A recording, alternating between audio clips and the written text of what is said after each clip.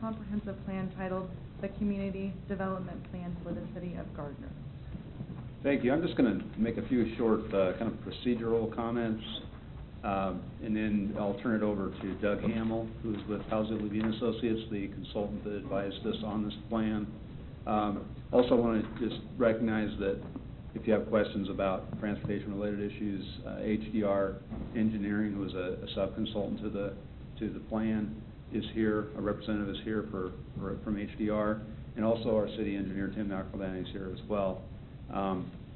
So the action that is before you tonight is to recommend adoption, or excuse me, to adopt the resolution that's attached to the staff report, which adopts the City of Gardner Comprehensive Plan and then forwarding the recommendation to the governing body to approve the Gardner Comprehensive Plan, and they approve it by ordinance.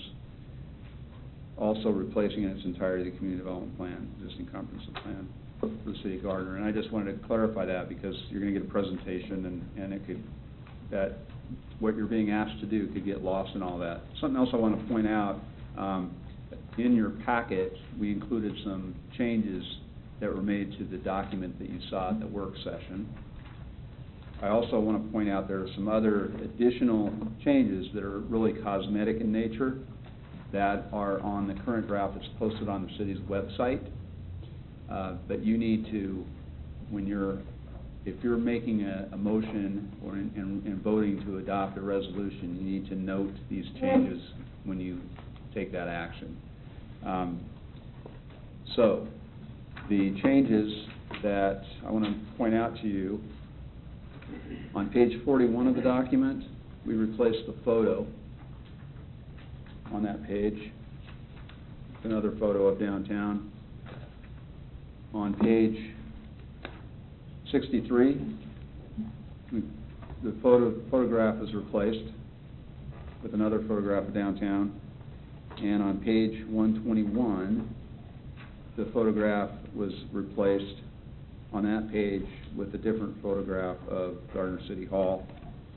And on page 126, again, a photograph was replaced.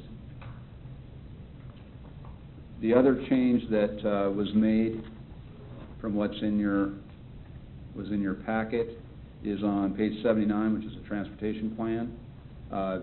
One of the roads that was shown as an existing road. It's the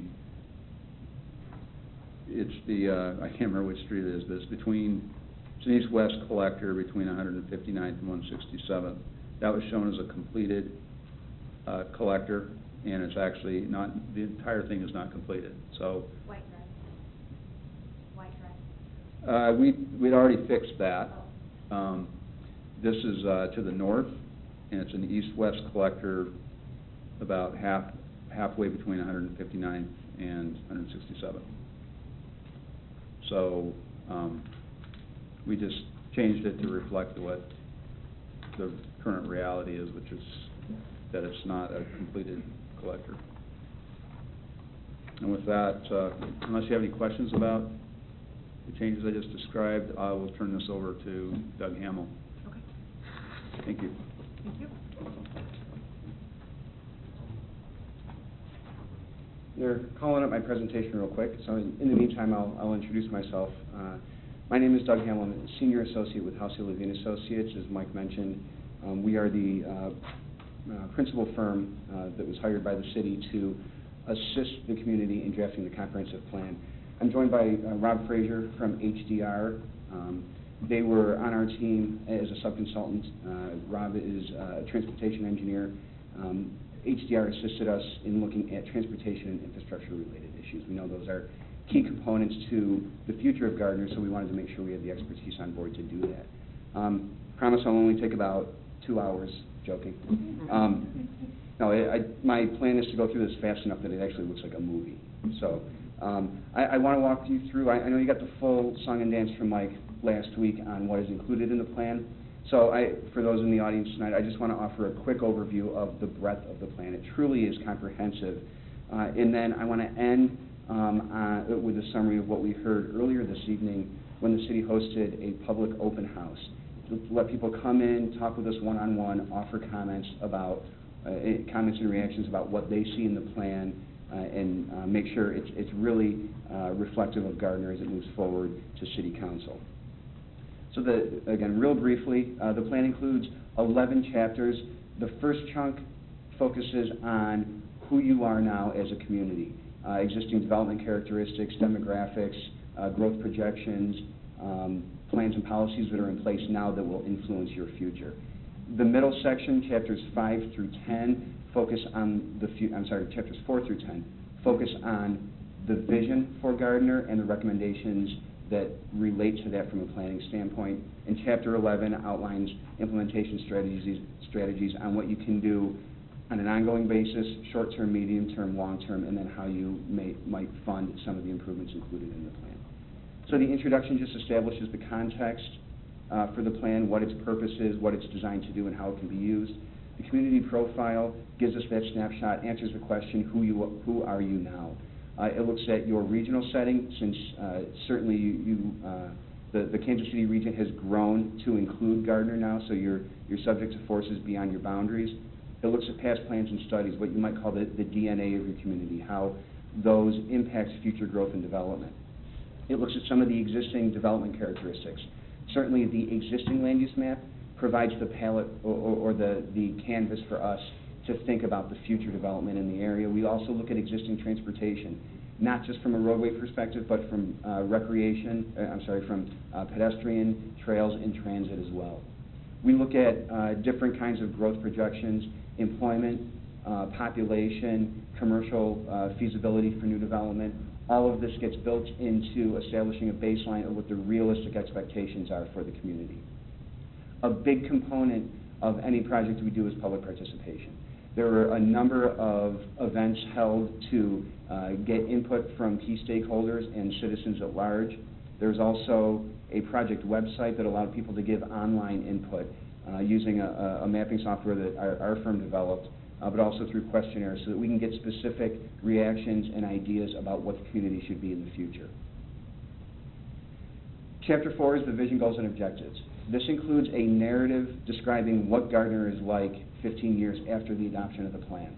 So imagine somebody moved out of town, they're coming back, they give you a call, they say, man, now that it's 2035, what is Gardner like? How has it changed since I moved? So this is describing that, and it sets a bar that the community should be trying to attain through the objectives and recommendations of the plan. The goals and objectives start to focus on more specific components, neighborhoods and housing, commercial areas, industrial areas, parks and open space, really establishing the broader framework for specific plan recommendations that follow in the subsequent chapters. The Land Use and Development Plan is the first chapter that really creates the framework for the community. It includes a land use map with definitions of each of these designations. This accommodates future growth projections. It thinks about emerging trends in development. Certainly this is a fluid document. It's expected that you'll update this every couple of years or as new issues emerge, but this gives you a foundation and a context for a lot of different kinds of decision making. One of the key issues in policy discussions that we had to have was what happens south and east of I-35. So the plan, it's impossible to predict exactly what might happen in that area and to what magnitude, but the plan describes a number of scenarios that could happen and positions you with some policies to guide that kind of development as it emerges over time. The land use plan includes residential areas plan that treats the different parts of the neighborhoods in a unique way. Certainly the older neighborhoods towards the center of town are different than the newer neighborhoods, and those may be different than the emerging residential areas. So there's policies related to each of those. Similar in the commercial areas, it looks at regional growth, regional commercial growth around the interchanges, corridor development along US 56, and local commercial, and also looks uniquely at the downtown. Industrial areas considers different kinds of access and different types of infrastructure needs throughout the community, whether you're up near the New Century Air Center, the multimodal yard, or local industry that has a tighter relationship with existing residential areas. The Transportation and Mobility Plan, again, looks at a broad range of transportation-related topics, from roadway improvements to bicycle, pedestrian, and transit mobility. The roadway improvement plan identifies a number of site-specific